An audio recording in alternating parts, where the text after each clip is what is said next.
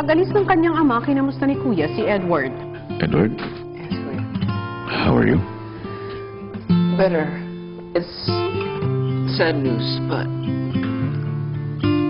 I'm happy that I got to see my dad. Thank you for that. Hits you hard, but means a lot. So, thank you for letting my dad see me. Family always comes first, Edward. Thank you, Kuya.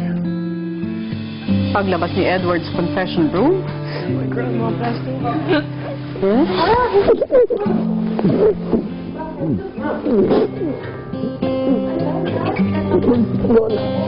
Lola? What happened? My grandmother passed away.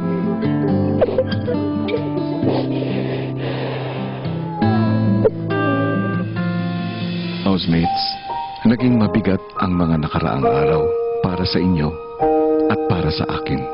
Ang pagpanaw ng isang mahal sa buhay ay isang hamon na pagdaraanan nating lahat.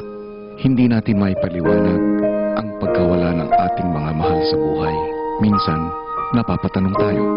Ngunit, kaysa questionin natin ang pagpanaw nila, mas mabuting tanungin kung ano ang nagawa ng mga taong ito para sa atin.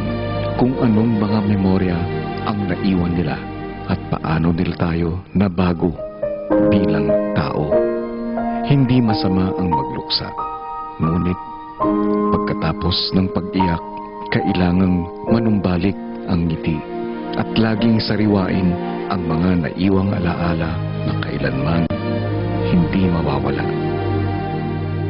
mula kay Kuya at sa lahat ng bumubuo ng Pinoy Big Brother Lucky Season 7, taos-puso po ang pakikiramay namin kay Edward at sa kanyang buong pamilya.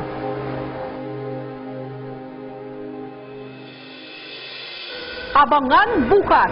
Sino sa mga nominado na Christian, Heaven, Christine at Rita ang tuluyan ng aalis ng bahay? Alamin bukas sa second eviction night ng PBB Lucky Season 7.